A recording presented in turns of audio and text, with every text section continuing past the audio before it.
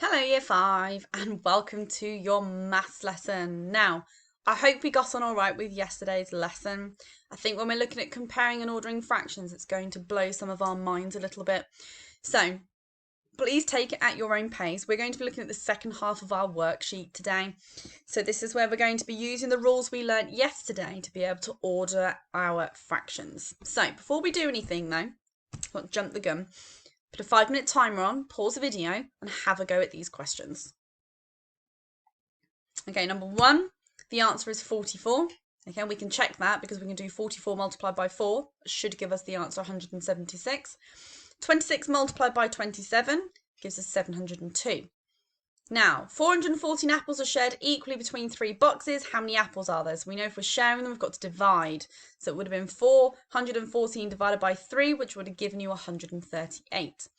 Now here's something plus 120 equals 1,000. So we know because we're missing the number, we can do the inverse of add. So we can do 1,000, take away 120, and that will give you 880. Okay, so that is the missing number in our box. Any of you managed to do the time questions on here? It's 4 minutes past 5. So it would be 5:04. Okay, if it's going to be 24-hour clock, it would be 17:04. Okay, so well done if you got the time ones correct as well. So now we're going to test you on your knowledge of your fractions, okay? So I want you to, again, pause the video for 5 minutes. I want you to have a go at these questions. Think about how we did the dividing by 2 yesterday, because we know that line there means to divide. We divide our denominators by 2. And if it's bigger or smaller than the number that's left over from the numerator, you'll know if it's more or less than half, okay? So see if you can put these 4 fractions into the correct boxes and see if you can work out okay, these ones here, remembering our rules. Okay, so pause the video and have a go. Okay, so we know that 4 6 is more than a half. Okay, if we divide 6 by 2, it gives us 3. 4 is obviously bigger. We know that 14 over 29 is smaller than a half. If I did 29 divided by 2, that's actually going to give me 15, nearly 15. It's going to be 14.5, which is bigger than 14. Here we can definitely see that 8 over 4 is more than a half. We know that because it's an improper fraction. Okay, if our numerator is bigger than our bottom number, it's more than a whole. And then 50 and 99 we know is going to be more than a half because we know that half of 100 is 50. And we've only got 99 here, so that's going to be bigger. Now here it says that 11 over 12 is bigger than 11 over something else. Okay, now this is where it's going to trick you up. We know from looking at our pizza yesterday, if we split a pizza into 12 pieces, everyone's going to get a 1/12 of the pizza. If I then split my pizza into 13 pieces, okay, that's more pieces, which means each piece then has to be slightly smaller. So although that my denominator is actually going to be bigger, that means that because it's having to be split into more pieces, each one's actually going to be a smaller size. So here, it could be anything from 13 going up to 14, 15, 16, 17, 18, anything bigger, because the more slices we have of that pizza, the smaller each piece has got to be because you've got to share it between more people. Now here we can see we've got 11 over 8 and 10 over 4. Now what we can do is our denominators and numerators are all completely different, so we can convert them. So if we converted this one here, okay, we could do it so that our denominator is the same. So you think, well, how do we get from 4 to 8? We multiply by 2. So we multiply the numerator by 2. So it's going to be 20. And we can clearly see here that 11 over 8 is actually going to be bigger than 20 over 8. Or rather, 20 over 8, sorry, is going to be bigger because our numerator is bigger. Okay, so we have more parts of the 8s. So well done if you got those correct. I know that's a little bit tricky concept to get your head around, that although it's the biggest number, it actually means the fraction's smaller. But we're going to work on that more in today's lesson. So let's write these fractions in ascending order. Now ascending means in smallest to biggest. But this is where we need to think about our rules for today. Okay, so the rule we're going to be looking at is when the numerators are the same, the greater that denominator, so the bigger that bottom number is, the smaller that fraction. So you imagine I've got 4 pizzas, this one split into 11 pieces, this one split into 22, this one split into 6 pieces, and this one split into 29. The more slices there are, you know you're going to get a much smaller piece. So the smallest one is actually going to be 5 over 29 because that pizza has actually got 29 pieces, which are going to be really teeny tiny. So the next smallest pizza you're going to get is 5/21. Okay, that pizza has been split into 21 pieces, so you're all going to get a really small slither. Our next pizza is either going to have 11 slices or 6 slices. Which one do you think is going to be the smallest slice of pizza? Good, the one with the 11ths. Okay, you split that pizza into 11 pieces. 11 people are going to get a piece, but really small. And then here, my biggest pizza, I've split into 6 pieces. Everyone's going to get a much larger piece because it's only been split 6 ways. So well done if you were able to work those ones out. So now let's have a go at doing this one, okay? Now, here we can see that none of our numerators are the same and none of our denominators are the same. So just pause the video and have a think. What would I be able to do to some of those fractions to make either my numerator or my denominators the same? What do you notice? Okay, so my denominators of 4 and 8, we know are all multiples of 16. So we could change our denominators here so that they're all 16.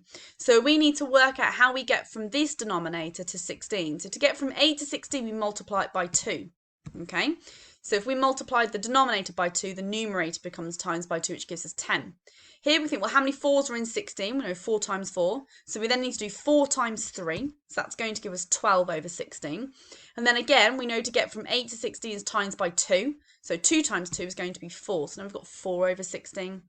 Now it's important when you do this that when you write the answer, you have to write the original fractions down, not the new ones. Those new ones are just for you, for your head. So let's start with the smallest one. So now all of our denominators are the same. We can see that our smallest numerator actually, okay, is going to be 4 over 16. So that's actually going to be our fraction 2/8. The next one we can see here is either going to be 12, 10 or 11. We can see it's 10 and that fraction was 5/8. We're going to move 5/8 across. So now we've either got 12 sixteenths or 11 sixteenths. Now 11 sixteenths is the smallest one and that fraction didn't change. So we moved that one over. And the last one we're left with is 12 over 16, which was the same as 3/4. We're going to move 3/4 across. Okay. So although we didn't have the same denominators and numerators, by finding an alternative calculation there, we managed to work out an equivalent fraction to then help us.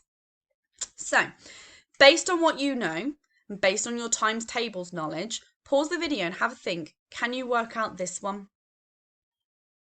Okay, I'm going to give you a clue if you're stuck. I can see that my denominators are 2, 10 and 5.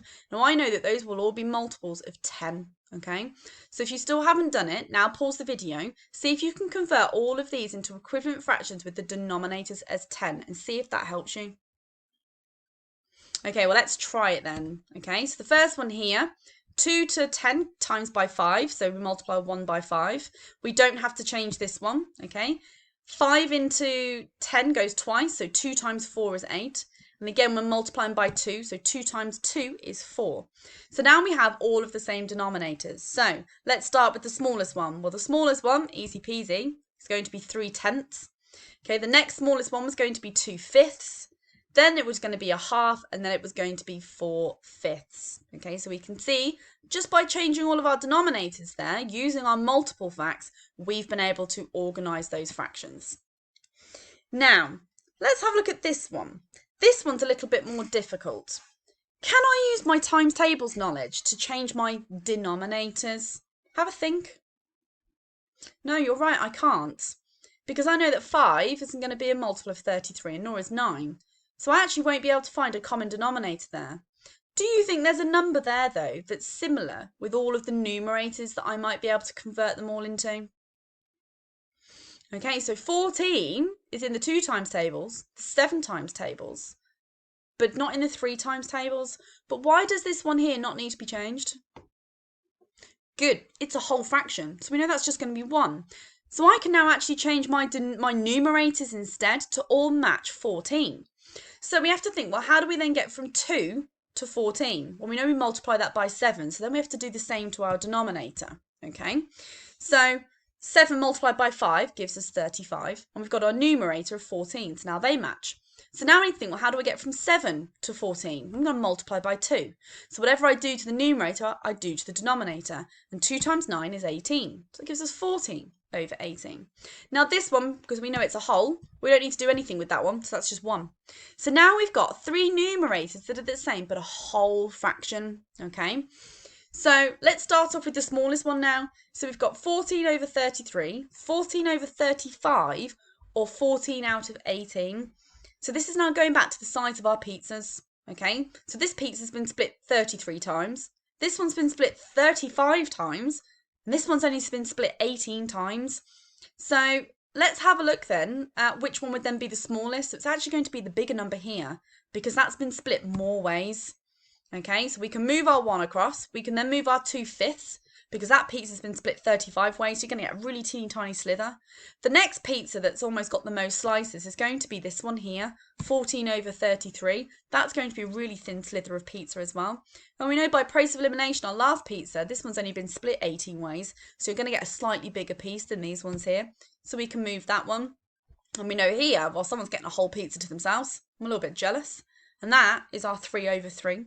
Okay, so sometimes you can change the denominators, and sometimes you can change the numerators, and that's where your timetables facts come, is to looking at your factors and your multiples. Okay, so now that you know how to do that, I want you to pause the video and have a think. Can we apply the same rule that we looked at a minute ago with our numerators to this one here? And if we can, do you think you can work out what the common numerator could be, and can you then put the fractions in order? Pause the video and have a go. Okay, if you're stuck, I'll give you a quick clue. Got 1, 3, 2, and 6. We know it can't be our denominators, okay, because none of them would appear in the same times tables. But all of our numerators are all in the 6 times tables. Okay, so we could convert all of our numerators to 6s, but then we have to work out, well, how do I get from 1 to 6 or 3 to 6, and then do the same thing to your denominator. So if you were stuck and now you know what to do, pause the video and have a go. Okay, well, let's have a look then. So we know that 6 is going to be our common numerator. So we get from 1 to 6, we times it by 6. Do the same to the denominator. 6 times 7 is 42.